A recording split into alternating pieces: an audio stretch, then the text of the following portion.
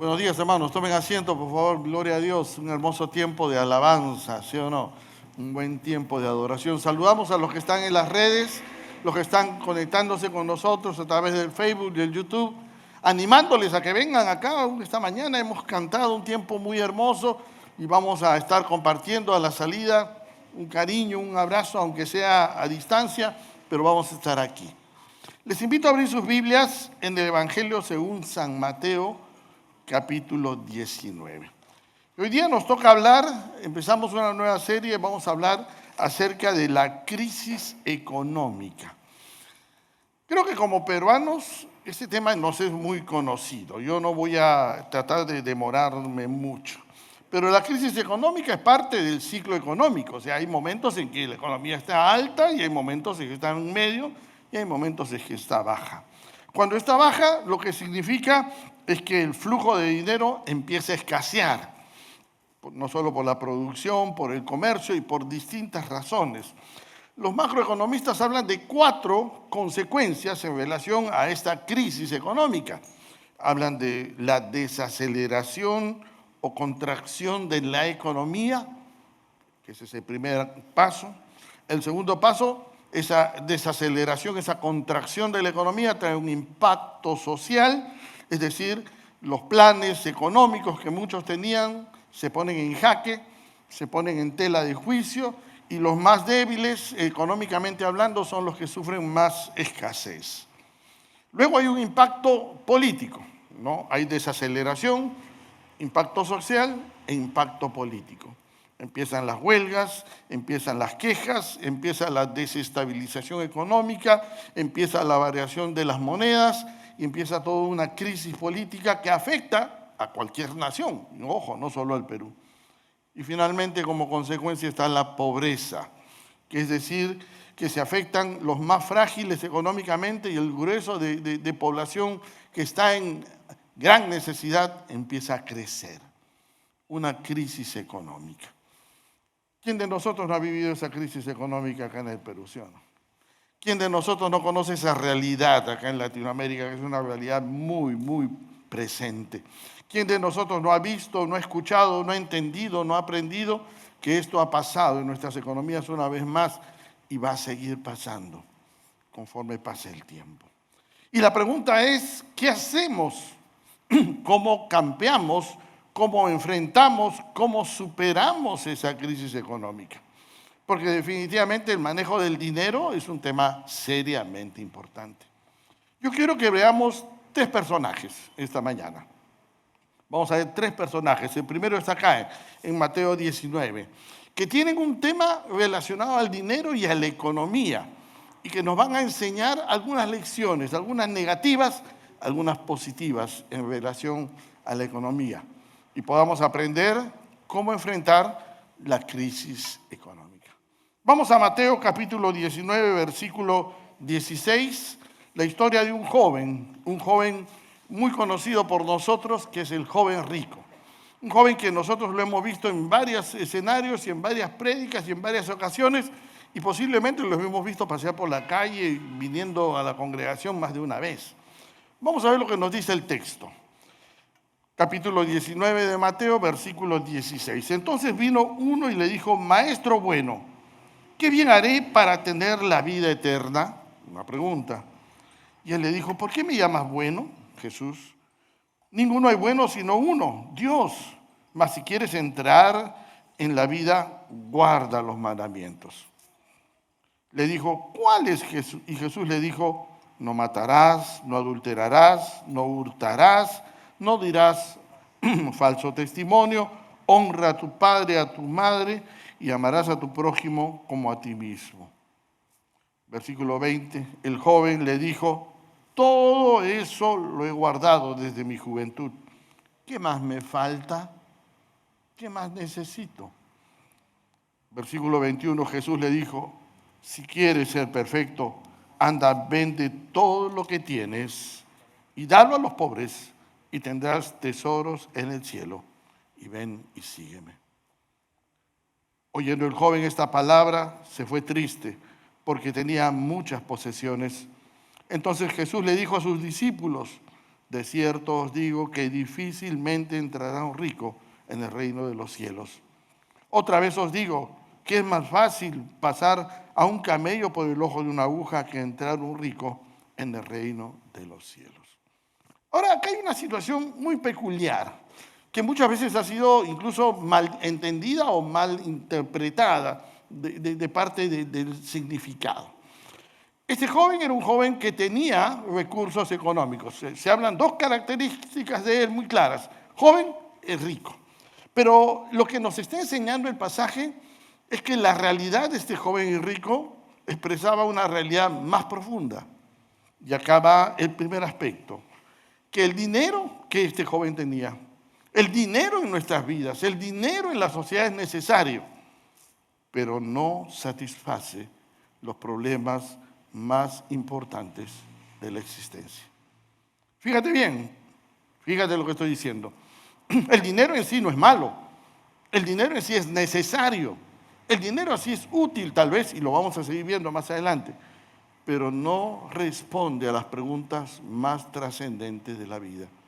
Este joven tenía toda la riqueza, tenía toda la capacidad de posesión, incluso si tú analizas el pasaje, tenía la ética y la moral apropiada, diríamos nosotros, pero tenía una pregunta que nadie podía contestar. Él le dice, ¿qué bien haré para tener la vida eterna? Hermano, la Biblia no condena ni prohíbe las riquezas. Jesús nunca dijo que las riquezas son destructivas y malas. El gran problema no está ahí. El gran problema es que las riquezas no solucionan los problemas más urgentes e importantes de la vida de las personas y de la sociedad. Este joven, con todo el dinero del mundo, tenía una expectativa espiritual mayor y se preguntaba, ¿cómo puedo obtener la vida eterna? De repente venden acciones en un banco, de repente la puedo comprar en la bolsa, de repente puedo negociarla en alguna financiera. No, él sabía que no.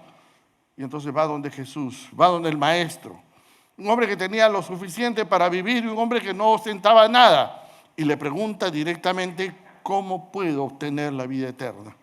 Y claro, Jesús le habla de la ley. Estamos hablando en el contexto judío, le explica la ley y él le dice, todo lo he cumplido. Y empieza entonces el segundo problema, que el dinero es útil, pero casi siempre llega a controlarnos, llega a tomar control de nuestras vidas.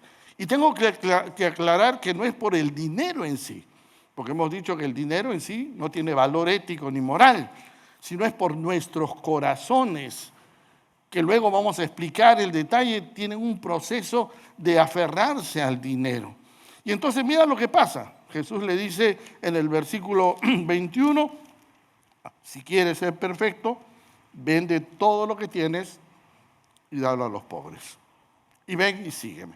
Mira, ni siquiera le dijo, dame todo lo que tienes y yo lo voy a usar para la obra de Dios. Ni siquiera le dijo, dame todo lo que tienes y yo voy a construir nuevos lugares de adoración, sinagogas, de enseñanza, nada. Dalo a los pobres y ven y sígueme.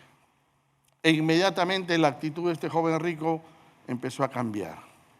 Dice el texto literalmente que oyendo el joven estas palabras, ¿qué pasó? Se fue triste. Imagínate, alguien te diga, ¿sabes qué? ¿Tú quieres ir al cielo? Acá está el precio. Pon un cheque en blanco y vamos a dárselo a los pobres. Eso es lo que fue, eso es lo que le dijo Jesús. Y lo que hizo este joven es decir, no puedo. ¿Por qué? Porque en el corazón el dinero toma una posesión de nuestras vidas. Y obviamente empieza a controlarnos, empieza a tener poder sobre nosotros. Y obviamente necesitamos una correcta perspectiva del dinero. Porque aquí traería tal vez una primera contradicción. Tú me dirías, pero tú has dicho que no es malo. No es malo, exacto. Tú has dicho que es útil, exacto. Pero el problema está en nuestros corazones, que se empieza a desequilibrar ese manejo del dinero y empieza a tener más poder sobre nosotros. Empieza a tener un control y un manejo interior.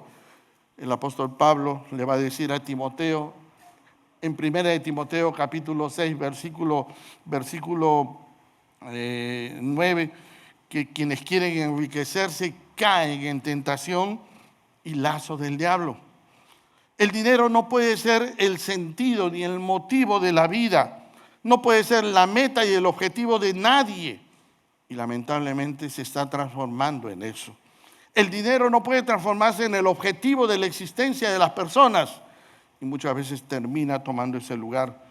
Más adelante en 1 Timoteo, Pablo le dice que la raíz de todos los males está en el amor al dinero. En ese afecto que el corazón humano empieza a generar sobre las posesiones, sobre el dinero, que empiezan a transformarle su vida.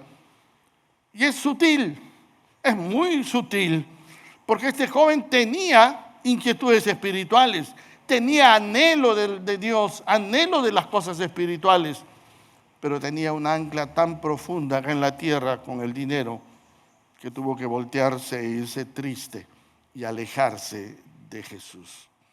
Finalmente el dinero cambia el enfoque de tu vida. Por eso Jesús más adelante va a decir, difícilmente entrará un rico en el reino de los cielos.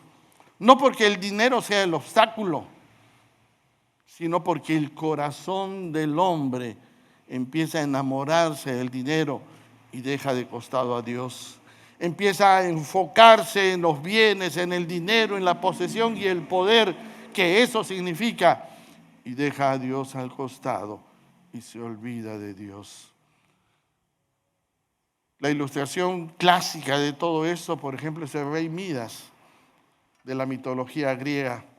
Un hombre que recibió un don y empezó a tener el poder de que todo lo que tocaba se transformaba en oro.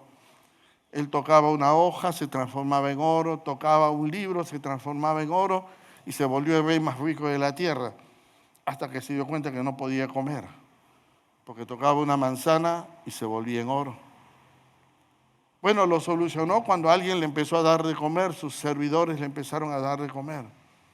Pero cuando quiso abrazar a su hija se transforma en una estatua de oro.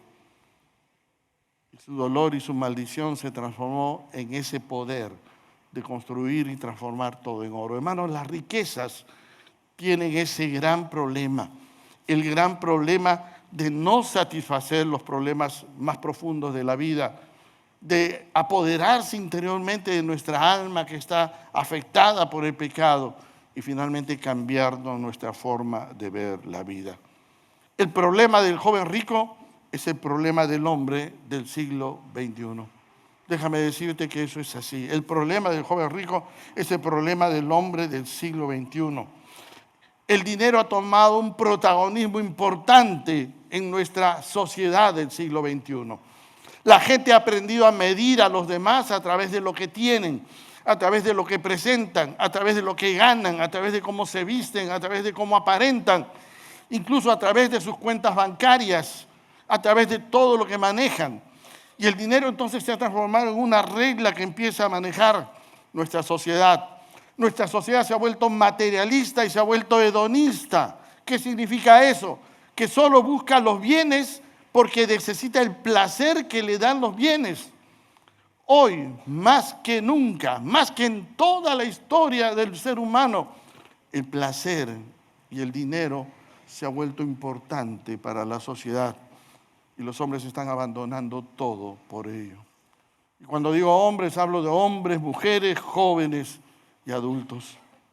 Y lamentablemente perdemos el enfoque de nuestras vidas. Qué triste es la sorpresa. Por ejemplo, yo me di hace unos años investigando unos materiales, unos testimonios. Un cantante cristiano famoso, no voy a decir su nombre, pero está en las redes, ustedes pueden buscarlo.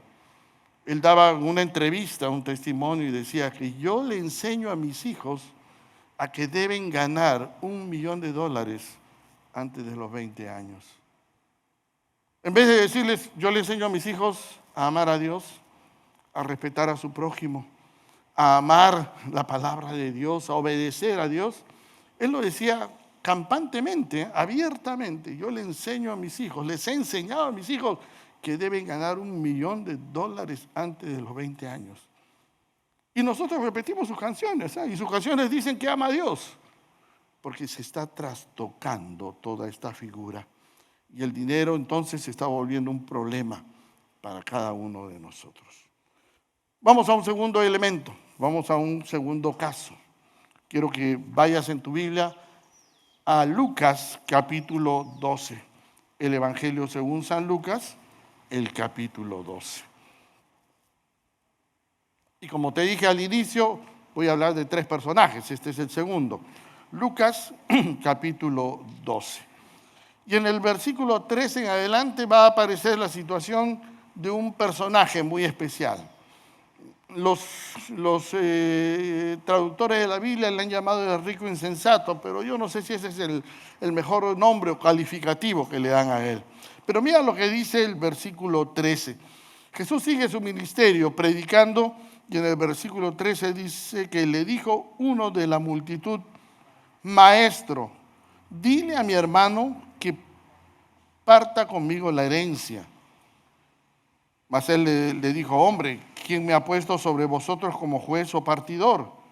Y él les dijo: mirad, guardaos de toda avaricia, porque la vida del hombre no consiste en la abundancia de los bienes que posee.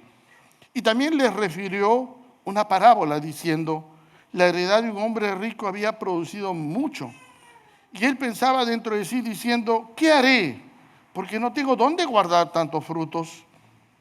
Y dijo: esto haré. Derribaré mis graneros y los edificaré mayores. Y ahí guardaré todos mis frutos y mis bienes. Y diré: alma mía, alma, muchos bienes tienes guardados para muchos años. Repósate, come, bebe, regocíjate. Pero Dios le dijo: necio, esta noche vienen a pedir tu alma y lo que has provisto, ¿de quién será? Mira qué interesante esta historia. Acá empezamos a mirar el dinero desde otra perspectiva. El dinero nos hace egoístas. Mira cómo inicia esta historia. Un hombre le dice a Jesús: dile a mi hermano, ¿qué cosa? Que parta conmigo la herencia. ¿Tú has visto el pleito de hermanos a veces que hay por dinero? Yo he escuchado, he sido testimonio de eso. He visto varias veces en otras familias el pleito por un pedazo de tierra, por una casa. Familia de la misma sangre, odiándose, litigándose unos a otros, insultándose, maltratándose, despreciándose. Tal vez no era el extremo, pero lo cierto es que había uno de ellos que había cogido y se había quedado con el bien. El dinero nos hace egoístas. ¿Hay una mala distribución del dinero en nuestra sociedad? Sí, es cierto. Hay gente muy rica que tiene mucho y hay gente muy pobre que no tiene nada. Pero acuérdate de una cosa, que la Biblia habla que la riqueza y la pobreza en la Biblia, en el libro de Proverbios, está muy relacionado al trabajo y a la responsabilidad. Hay mucha gente pobre que está viviendo en pobreza por una vida irresponsable. Y hay mucha gente rica que se ha enriquecido por esfuerzo y dinero. No justifica la injusticia, ni el desequilibrio, ni la desigualdad, pero es parte de nuestra existencia. Por eso es importante que seamos responsables con nuestro trabajo, responsables con lo que Dios pone en nuestras manos. Pero acá había un problema de egoísmo, un bien que no le había costado a ninguno de los dos, pero que uno había poseído y quería que el otro también tenga el bien. Dile a mi hermano que comparta conmigo la herencia. El dinero hace eso en nuestros corazones, nos transforma en egoístas. Y no porque el dinero, y vuelvo a insistir, tenga poder, sino porque nuestros corazones son pecaminosos. Y no importa que la herencia sea una cosa muy grande o una cosa muy pequeña, ya la codicia en nuestro corazón empieza a transformarse y queremos todo para nosotros, solo para nosotros y todo para nosotros. Pero hay un paso más, Jesús lo menciona en el versículo 15, que pasa del egoísmo a la avaricia, porque ya nuestro corazón empieza a anidar el deseo de más. Y dice bien claro Jesús: miren, guardaos de toda avaricia, porque la vida del hombre no consiste en la abundancia de los bienes que posee. Nuevamente lo que mencionamos en el joven rico y encontramos ahí, Jesús está reafirmando, la vida no es para conseguir cosas, la vida es para servirle a los demás, para adorar a Dios.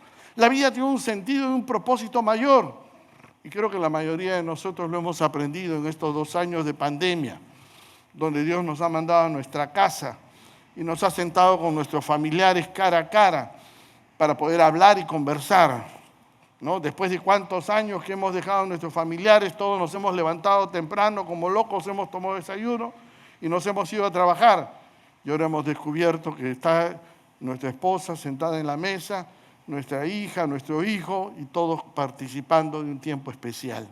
La vida es más que el dinero. Y justamente la avaricia cambia esa perspectiva, cambia esa forma de ver.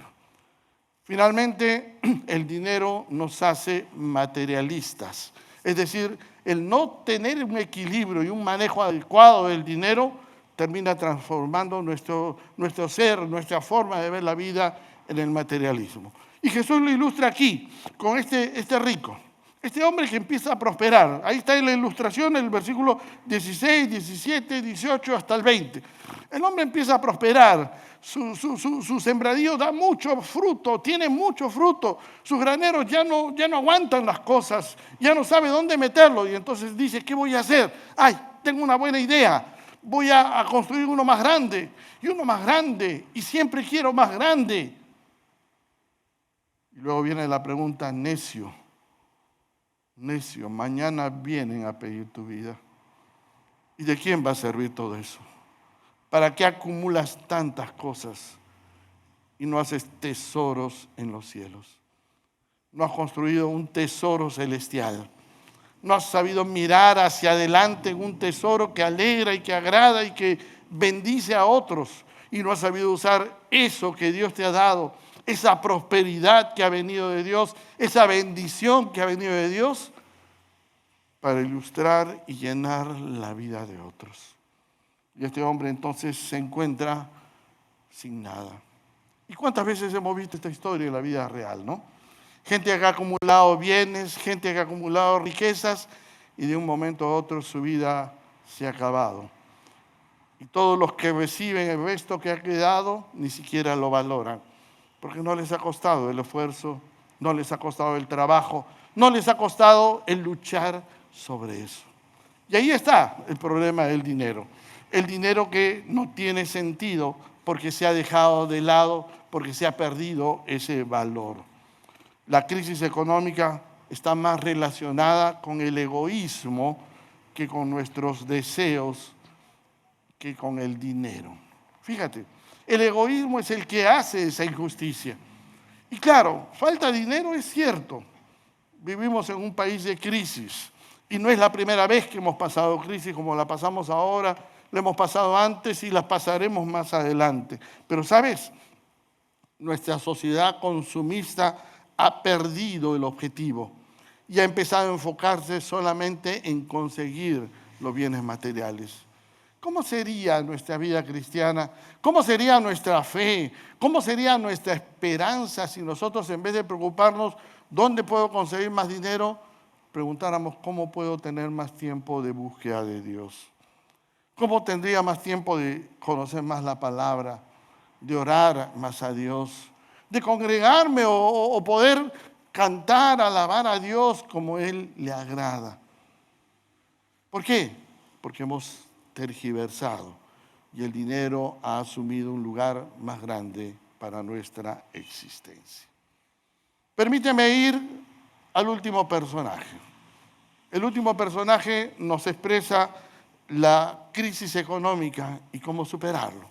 Vamos al Antiguo Testamento, a Primera de Reyes capítulo 17. Ahí en el Antiguo Testamento, Primera de Reyes capítulo 17.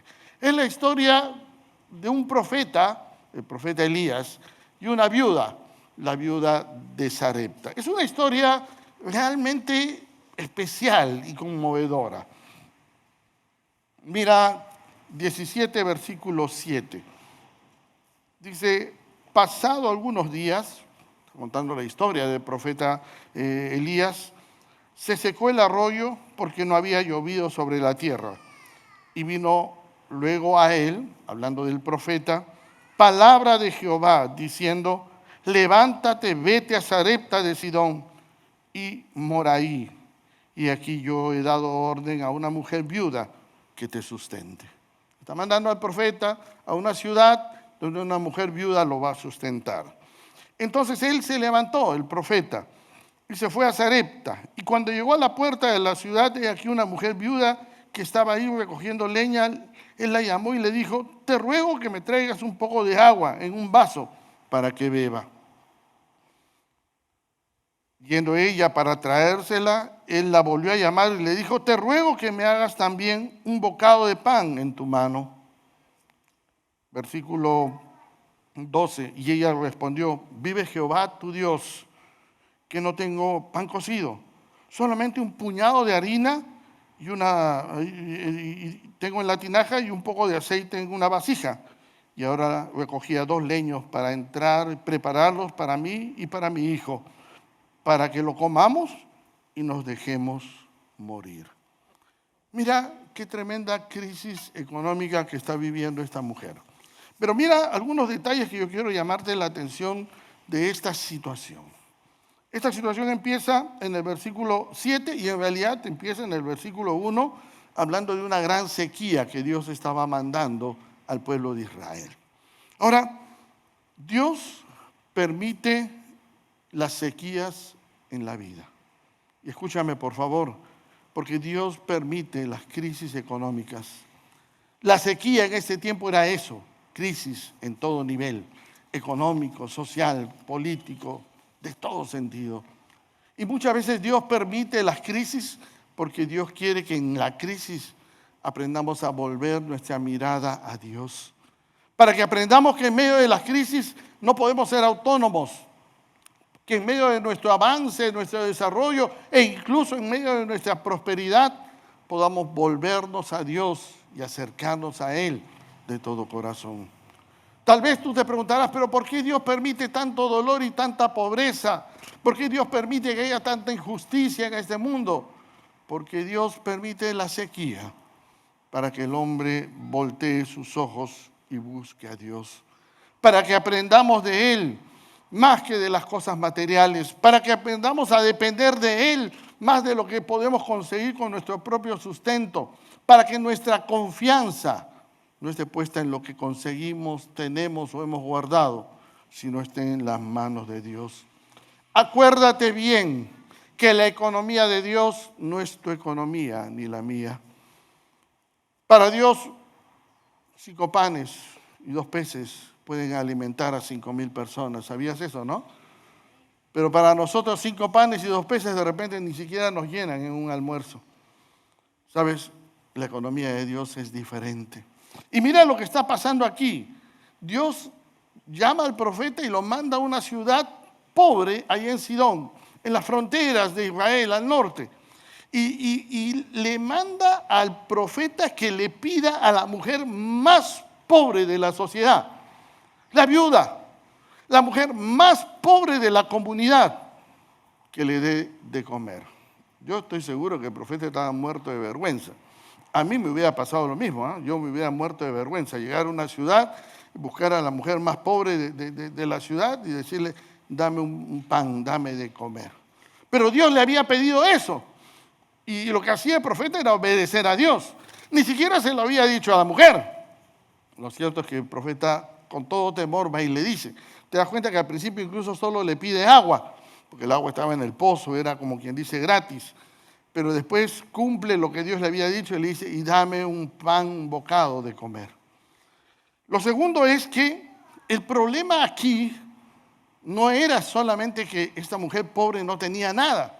Acuérdense que las viudas en la sociedad judía, en la sociedad oriental, eran las personas más desamparadas. Si no tenían un hombre que trabaje y que la sostenga, no tenían nada, absolutamente nada. Y si era época de sequía, peor aún. Ni siquiera de la miseria del pueblo podía vivir esta mujer.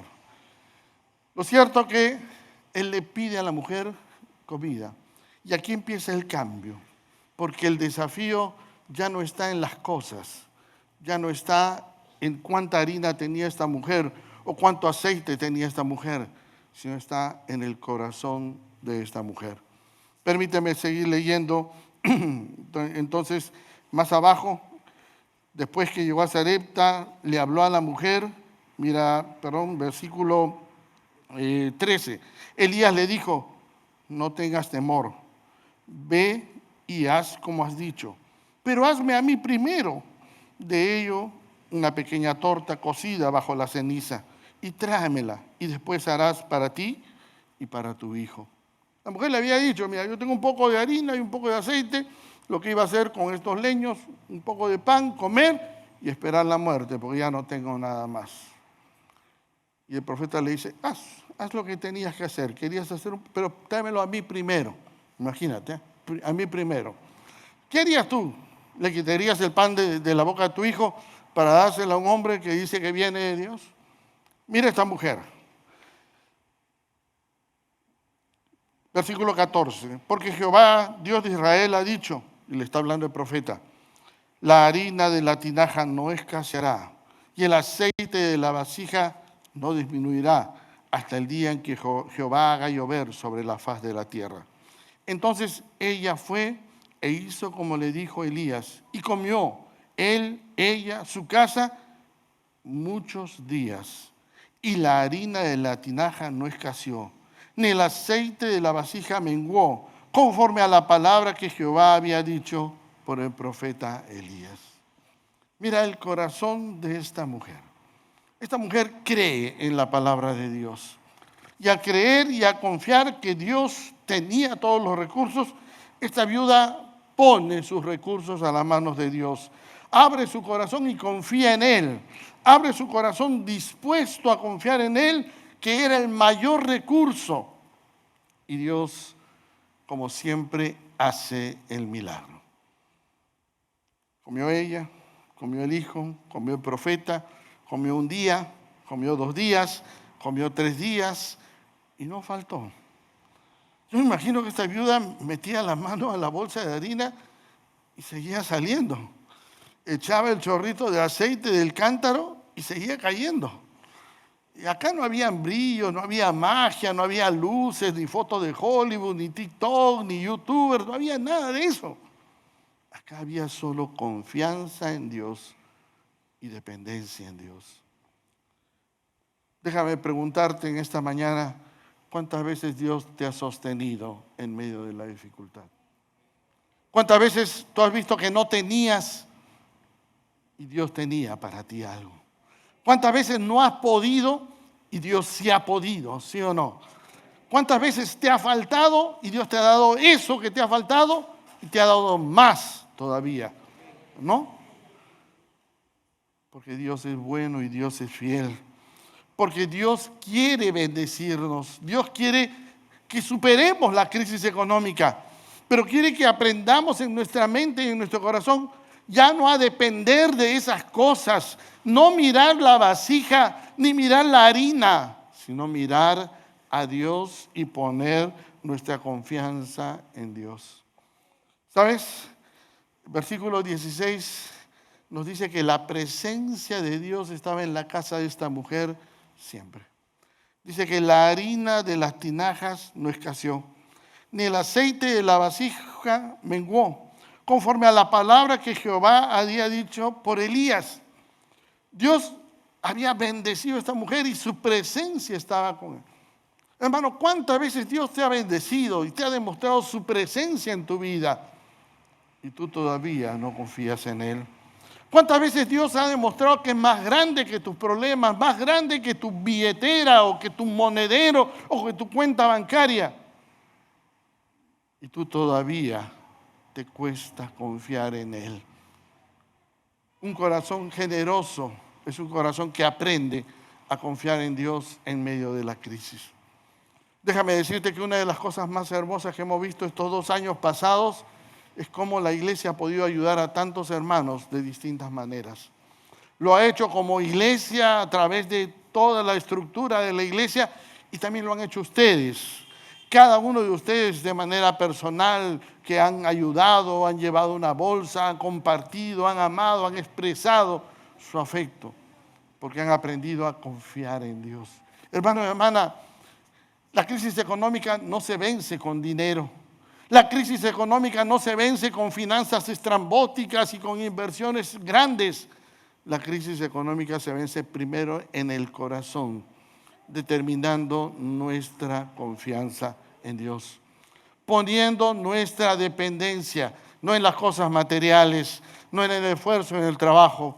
Acuérdate que Dios es dueño de todo. Acuérdate que todo le pertenece a Él. Acuérdate que tú y yo solamente somos usuarios de lo que Dios nos da. Mucho, poco, grande, pequeño. Acuérdate que todo le pertenece a Él y Él es el que tiene control de todo. Déjame terminar en esta mañana. Vamos un instante a Proverbios capítulo 3. Proverbios capítulo 3. Un pasaje hermoso que también nos debe llevar a reflexionar y a pensar. Dios tiene un corazón generoso. Quiere darnos, quiere abrir las fuentes, quiere bendecirnos, no solo espiritualmente, sino también económica, materialmente. Y eso no significa que te vas a volver millonario o millonaria, significa que Él te va a dar lo justo. Pero mira lo que dice Proverbios capítulo 3, versículo 5. Fíate de Jehová de todo tu corazón y no te apoyes en tu propia prudencia. Reconócelo en todos tus caminos y Él enderezará tus veredas. No seas sabio en tu propia opinión. Teme a Jehová, apártate del mal, porque será medicina a tu cuerpo y refrigerio para tus huesos. Honra a Jehová con tus bienes y con las primicias de todos tus frutos, y serán llenos tus graneros con abundancia y tus lagares rebosarán de mosto. Dios tiene fuentes abundantes para darnos. Dios quiere hacer esto. Dice, llenar tus graneros con abundancia. Dice, tus lagares con mosto, es decir, con todos los beneficios. Pero no te quedes solo con eso. Fíjate lo que dice antes. Mira lo que dice ahí. Fíate de Jehová con todo tu corazón. Dice, reconócelo en tus caminos. O sea, no solamente le pidas, reconócelo en tus caminos. Teme a Jehová. Teme a Jehová, apártate del mal. Honra a Jehová con tus bienes, con tu vida, con lo que Dios te ha dado. Ese es el acto de fe que hizo esta viuda. Ella honró a Dios. Cogió la harina, cogió el aceite, la leña e hizo pan. Y Dios la bendijo porque hizo pan un día, hizo pan 2 días, hizo pan 3 días, hizo pan 4 días, 5 días, hasta que volvió la lluvia y hubo abundancia. ¿Vas a honrar a Dios? ¿Te animas a hacerlo? Dios quiere que le honres, pero no solamente con dinero. Acuérdate que Dios es dueño de todo. Dios quiere que le honres con tu vida. Con tu vida, con tu existencia, con tu forma de vivir. Vamos a inclinar nuestras cabezas un instante, por favor. Y yo quiero orar por cada uno en esta mañana que quiere honrar a Dios con su vida. Quiere poner su confianza en Dios y no en las riquezas, y no en los bienes económicos. Que quiere descubrir lo importante que es confiar en Dios, no en lo que hay a mis ojos. Y si tú en esta mañana quieres que yo ore por ti, levanta tu mano un instante ahí en tu lugar. Yo voy a orar por ti. Hay alguien arriba, levanta tu mano un instante. Dios te bendiga, Dios le bendiga, Dios le bendiga. Cierren sus ojos, por favor. Todos estamos orando. Esto no es un espectáculo. Esto es algo privado, es algo entre tú y Dios. Levanta tu mano ahí arriba si quieres también que oremos por ti. Poner tu confianza en Dios es algo serio. Honrar a Dios con tu vida es algo serio. Dios te bendiga. Decirle a Dios que Él es importante para tu vida es algo serio. Dios te bendiga a ti también. Es algo personal, algo tuyo. Te pido que por favor un instante, yo no quiero insistir más. Sus manos en alto mientras oramos, por favor, los que han levantado su mano. como una señal diciendo al Señor, aquí estoy. Dios, mira mi mano, mira nuestras manos, Señor, en alto, que te están diciendo, Señor, que queremos honrarte y queremos vivir para ti. Oh Señor, te adoramos, Dios, te bendecimos. Y gracias por haber aprendido esta lección. Yo te ruego por cada uno de los presentes, los que están con su mano en alto, los que han levantado su mano, manifestando una necesidad personal y espiritual, el deseo de querer honrarte y bendecirte en medio de su necesidad, en medio de la crisis económica. Te ruego por nosotros como iglesia, por todos, para que nos ayudes a tener esta perspectiva, para que nos ayudes a mirarte a ti de esta manera, de tal manera que nuestra confianza esté puesta en ti y no en las cosas de este mundo. Te damos toda la gloria, te damos todo el honor, porque eres el Dios, dueño de todo y digno de toda alabanza. En el nombre de Jesús. Amén. Dios les bendiga.